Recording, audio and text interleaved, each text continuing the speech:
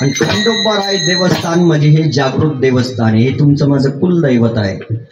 आणि त्या देवाबद्दल आपल्या अंतःकरणात असलेली श्रद्धा आणि भाव आपल्याला इथपर्यंत घेऊन येत, त्याबद्दल आपल्या सर्वांचे पहिल्यांदा आभार मी मानतो.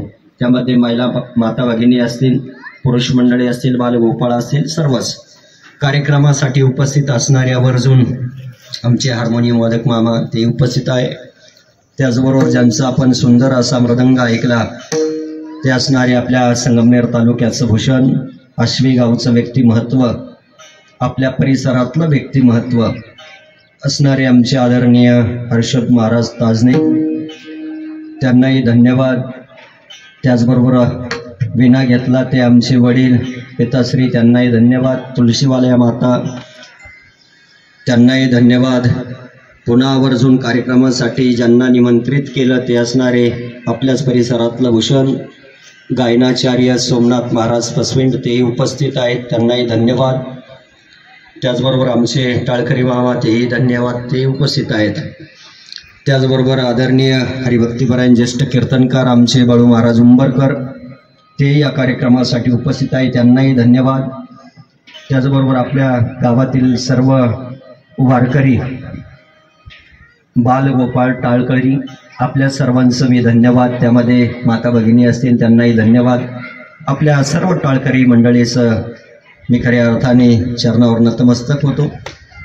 माझा आवाज तुमच्यापर्यंत पोहोचवण्याचा ज्यांची साऊंड सिस्टीम आहे ते असणारे आपल्या वरवंडी गावची सिस्टीम, अण्णा मामा त्यांची सिस्टीम, त्यांचा मंडप, आणि त्या निमित्ताने या बापू मामाने आपल्या सर्वांना फोनच्या माध्यमातून या कार्यक्रमासाठी केलं गेलं निमंत्रण दिलं, आणि त्यांनी सुंदर असं या कार्यक्रमाचं आयोजन नियोजन केल्याबद्दल त्या वरपे परिवाराला सुद्धा धन्यवाद. विठ्ठला विठ्ठला.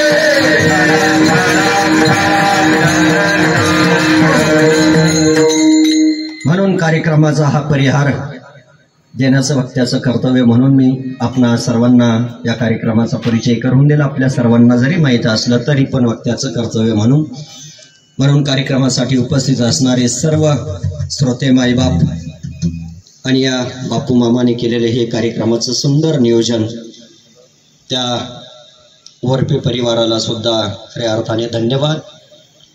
बरीचशी काही माणसं सेवानिवृत्त झाल्यानंतर सहज निवृत्त होतात, पण समाजात कधी निवृत्त झाले आणि कधी कामाला जॉईन झाले कुणालाच माहीत नाही. पण बापू मामांचं कौतुक करावं किंवा या परिवाराचं कौतुक करावं तितकं थोडं आहे. कारण का आपण एक वन विभागामध्ये सेवा केली आणि या वन विभागामध्ये सेवा करून आपल्या आयुष्यातला वेळ अर्थात दुसऱ्यासाठी आपण खर्च केला आणि त्यामधून मिळालेला आनंद म्हणजे आजचा दिवस आहे. सेवापूर्ती झाली, रिटायर झाले म्हणजे काही त्या कामाचा आणि त्यांचा संबंध राहिला नाही, पण त्यांच्या आयुष्यात केलेली जी कामाची पावती आहे ती आजची आहे. विठ्ठला विठ्ठला.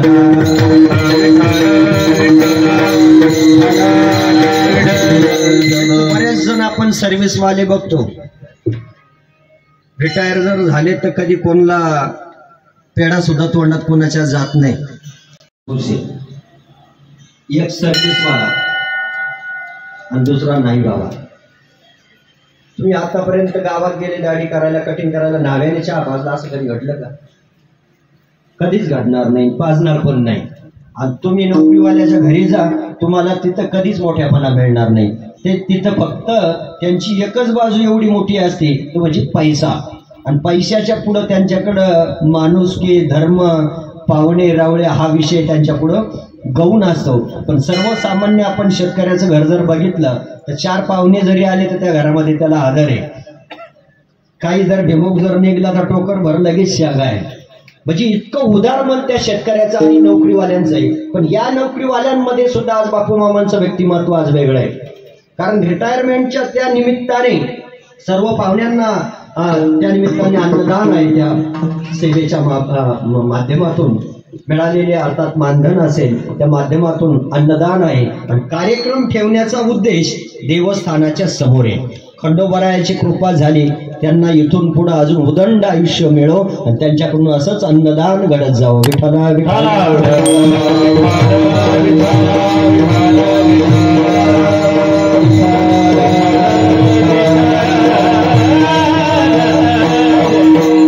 सेवेसाठी घेतलेला अभंग तुकाराम महाराजांचा आहे, 4 चरणाचा आहे. या 4ही चरणामध्ये तुकोबर आहे. आपल्या जीवनामध्ये आपल्याला शरण जायला सांगतायत. शरण गेल्यानंतर तो देव आपल्याला काय, शरणागतीमध्ये माणसाच्या आयुष्यातली सर्वात मोठी किंमत शरणागतीमध्ये. क्षेत्र कोणतंही असू द्या, परमार्थ असू द्या, राजकारण असू द्या, क्षेत्र कोणतंही का, पण प्रत्येक क्षेत्रात कधीच कोणताच माणूस परिपूर्ण नाही. कळतंय ना?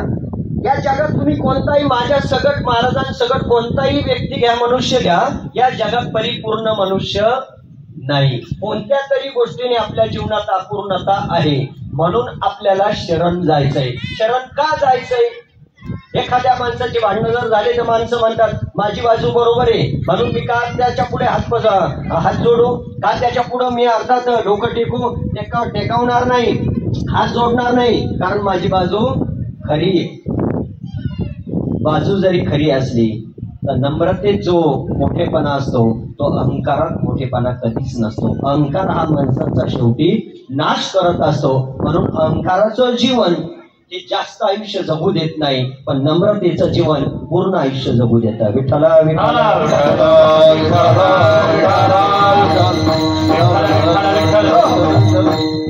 एखाद्याला कीर्तन येत असेल तर गायन जमत नाही, गायन जमत असेल तर कीर्तन जमणार नाही, पखवाज वाजवता येत असेल तर म्हणता येणार नाही, गाता येत असेल तर कीर्तन येणार नाही, गाडी चालवता येत असेल तर मोटरसायकल येणार नाही. म्हणजे अनेक आपण विचार जरी केला तर कोणत्या तरी गोष्टीने आपलं जीवन अपूर्ण आहे.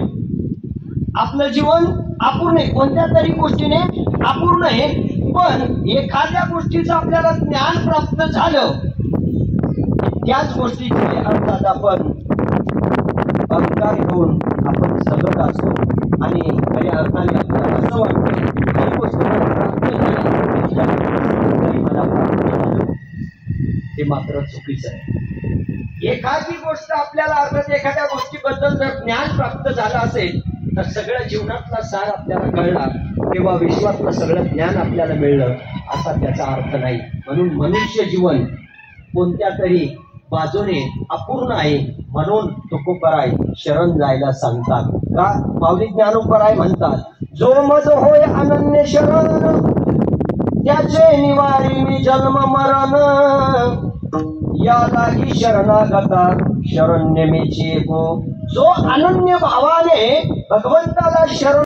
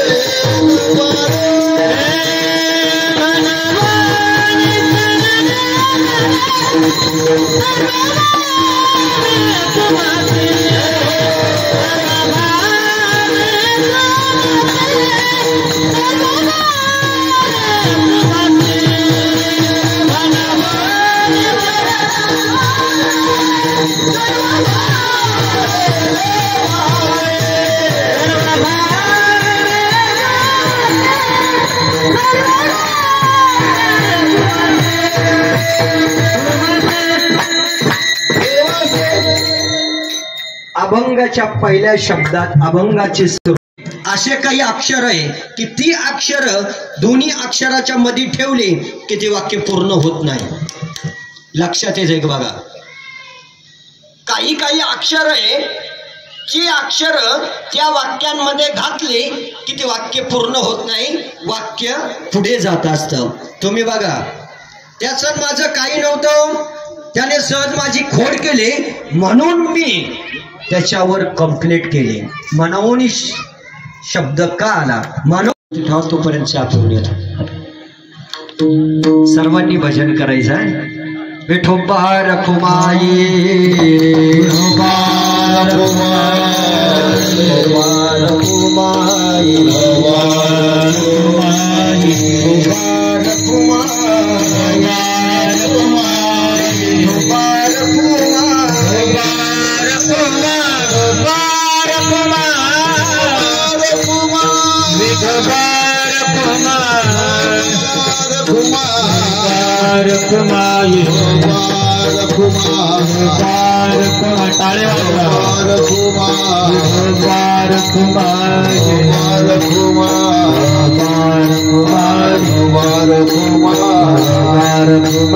ज्ञानेश्वर माऊली नादराज माऊली ज्ञानराज माऊली ज्ञानेश्वर माऊली नादराज माऊली ज्ञानराज माऊली ज्ञानेश्वर ज्ञानेश्वर माऊली नादराज ज्ञानेश्वर ज्ञानेश्वर माऊली नादराज ज्ञानेश्वर माऊली ज्ञानेश्वर माऊली नादराज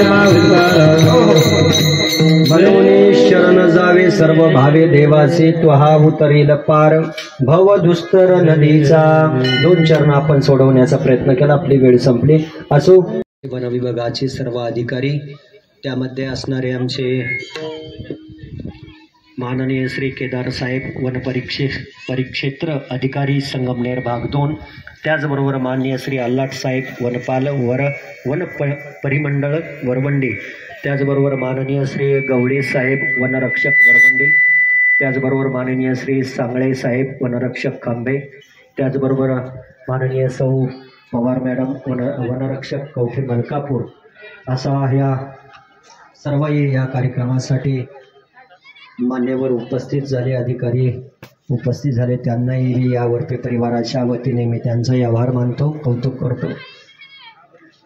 या मामांचा, बापूसाहेब मामांचा आदर्श आपल्या डोळ्यासमोर ठेवून आपल्या आयुष्यात आपण कोणत्या तरी क्षेत्रात जर सर्व्हिस करत असाल तर या बापूसाहेब मामांचा आदर्श आपल्या डोळ्यासमोर ठेवून एखाद्या तीर्थाच्या क्षेत्री आपल्या सेवेचा सेवेतून उतराई होण्याचा दिवस गोड व्हावा, असा हा आदर्श आपल्या डोळ्यासमोर ठेवून आपणही त्या कार्यक्रम करण्याचा आपण प्रयत्न करावा.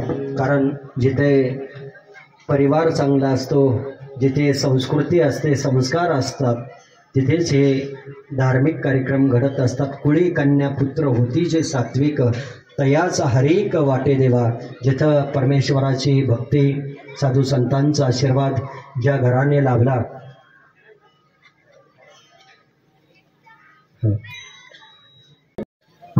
वरवंडी आणि परिसर या ठिकाणी खऱ्या अर्थानं या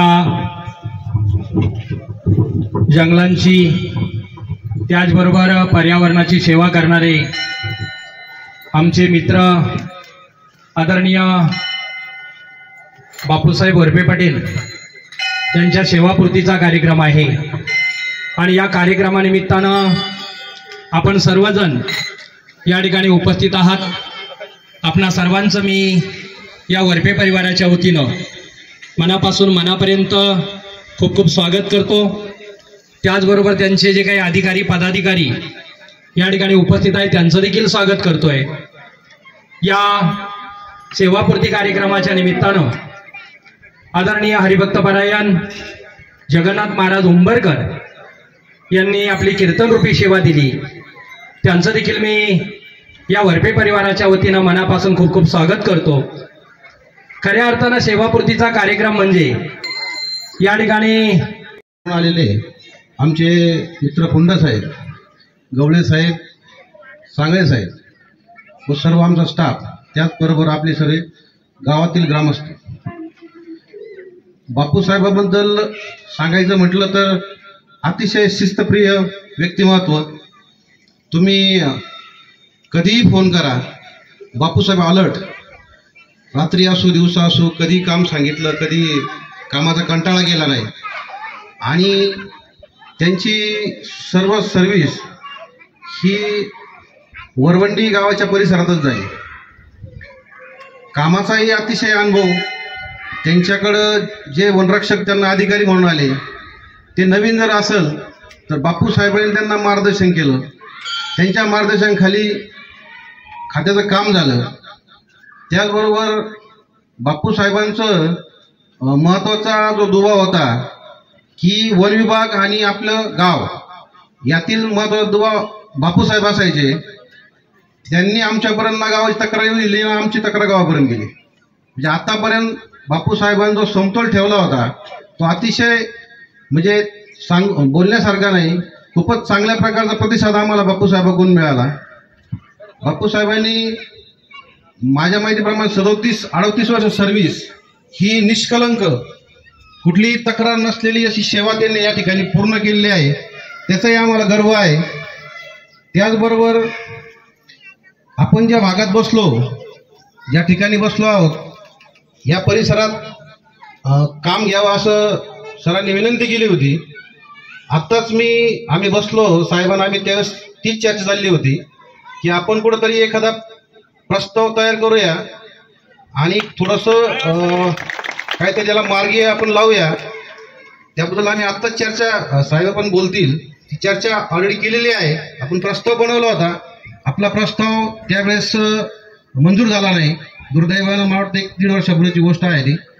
तर यावर्षी पुन्हा आपण नवीन प्रस्ताव बनवणार आहोत आणि या ठिकाणी सुद्धा आपण काम करणार आहोत. त्याचबरोबर या भागात जी वृक्ष लागवड दिसते तुम्हाला, ही लागवड 90% बापूसाहेबांच्या हस्ते आहे.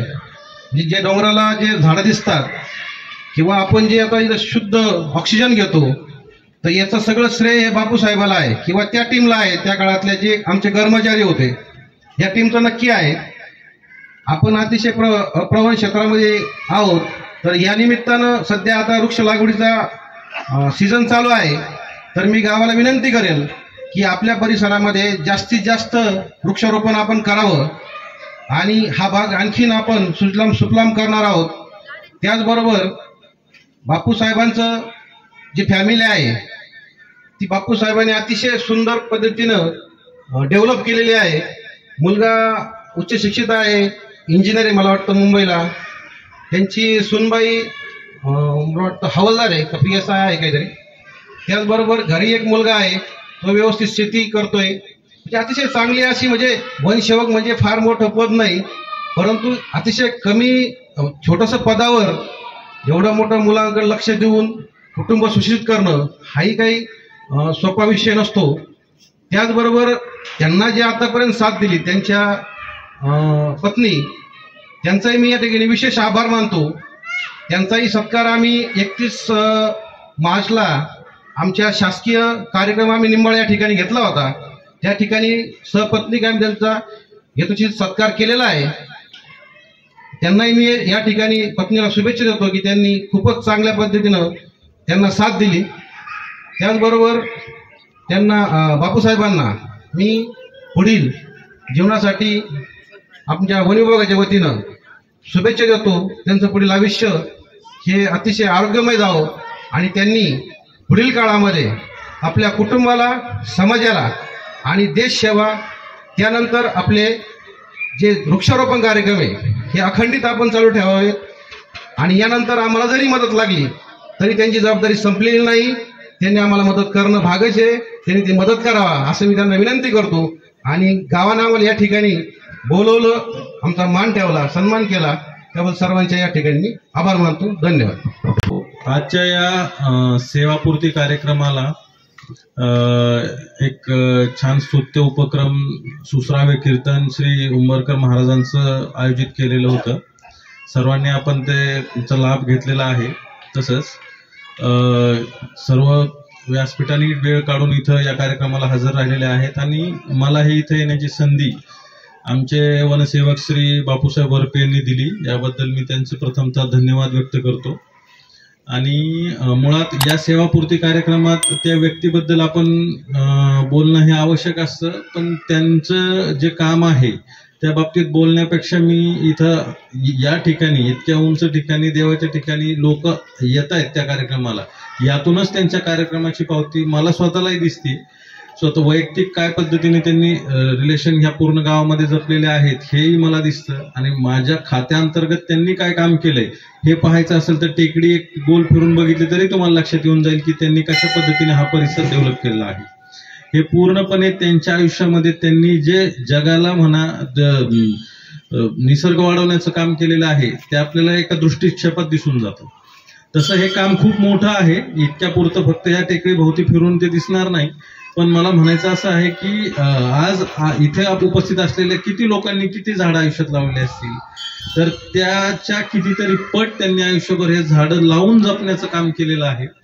त्यातली त्यात हा भाग सगळा एक गुरे चरण्यासाठी फेमस म्हणण्यापेक्षा या गुरे चरण्याचा प्रकार इथे जास्त असतो, कारण धनगर समाज जास्त आहे.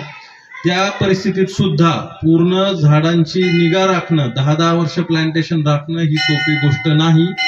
त्या सर्वांमध्ये त्याच लोकांसोबत रिलेशन जपून पुढे जाणं ही सोपी गोष्ट नाही. त्यामुळे मी त्यांचं विशेषतः आभार, धन्यवाद आणि अभिनंदन करेल की ज्या पद्धतीने त्यांनी आजपर्यंत खात्यामध्ये नोकरी केली आणि खात्यालाही सांभाळून घेता आलं आणि ह्या गावकऱ्यांनाही सांभाळून घेता आलं, त्यांचा दुवा बनता आलं. यामुळे या व्यक्तीची कमी परत भरून खात्यामध्ये निघेल असं मला कमीच वाटते. कारण अशा पद्धतीने व्यक्ती मिळणं आणि खात्याला फायदा होणं हे फार कमी ठिकाणी होतं, कमी वेळा होतं. त्यामुळं मला वैयक्तिक तोटाच झालेला आहे की ते रिटायर झालेत आणि भविष्यात जरी त्यांची मला मदत झाली तरी ती हक्काची मदत राहणार नाही. ती ज्या मदत होईल ती त्यांची ते आम्हाला अपेक्षितपेक्षा जास्त लाभ झाला असं समजू त्याला आम्ही. हो, आणि दुसरी गोष्ट जी आता तुम्ही काही वेळापूर्वी मंदिरासाठी या टेकडीसाठी तुम्ही अपेक्षा केली होती की आपण इथं काहीतरी नवं करावं, तर माझी इच्छा इथं ज्या ज्या वेळेस मी आलेलो आहे त्या वेळेस मनातूनच इच्छा आलेली की अरे नाही, इथं काहीतरी आपल्या हातून घडलं पाहिजे. त्या दृष्टिकोनातून मी माझा प्रयत्न करेल. पण कसं राहतं की आपण काहीतरी इथं सांगावं, त्यासाठी मी काय एखादं राजकारणी नाही, कारण गोष्टी कडेला जाईपर्यंत किती बदल होता आणि त्याच्यात काय परिस्थिती होती आपल्याला माहित नसतं. पण काही ठिकाणी मला गावकऱ्यांची साथ लागेल, त्यावेळेस मी तसं तुमच्यासोबत संपर्क करण्याचा प्रयत्न करेल. पण ह्या ठिकाणी झाडं लावणं फक्त इतक्या पुरतं मर्यादित राहणार नाही, एवढं मी तुम्हाला सांगतो. याच्याही पलीकडे आपल्याला काहीतरी चांगलं करता येईल. मला त्यासाठी भक्कमसा ताल्लाट साहेब आहेत, गवळी साहेब आहेत, त्यांचे आहे, ते स्वतःहून त्यांनी पुढे येऊन काही काही गोष्टी सूचित केलेल्या आहेत.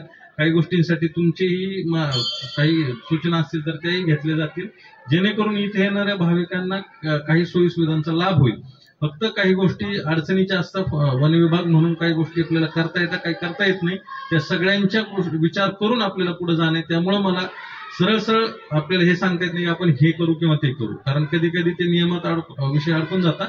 त्याला कशा पद्धतीने आपल्याला म्हणजे विचार करून पुढे जाता येईल त्याचा आम्ही पूर्ण विचार करू. पण काही ना काही करण्याचा प्रयत्न करू. त्यासाठी तुमची साथ आवश्यक आहे भविष्यात.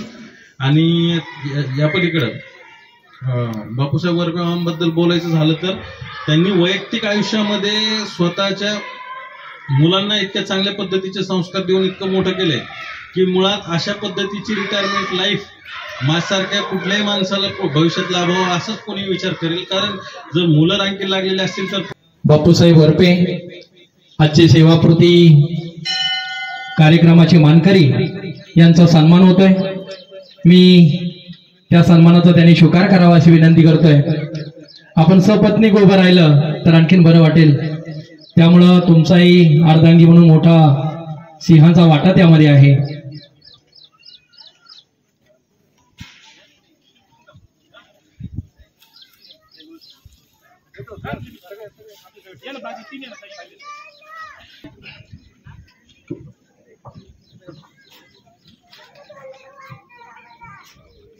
अगदी लहानांपासून मोठ्यापर्यंत आमचे हसत खेळत या ठिकाणी गावामध्ये राहणारे आणि सेवा करणारे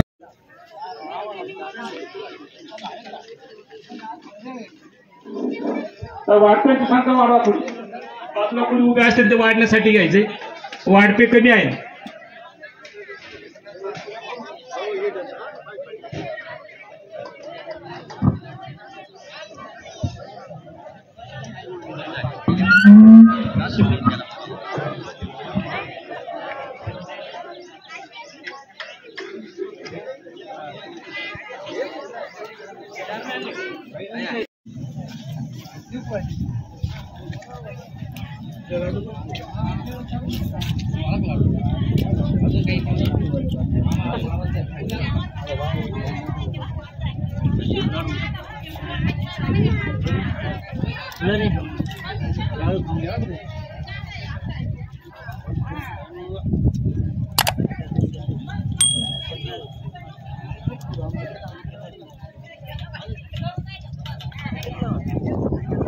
পুরো দামানি হয়ে যাবো না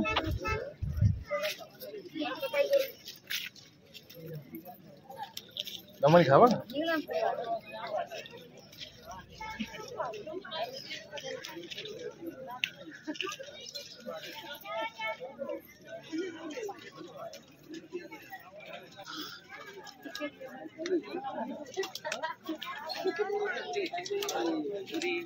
ढेरदावती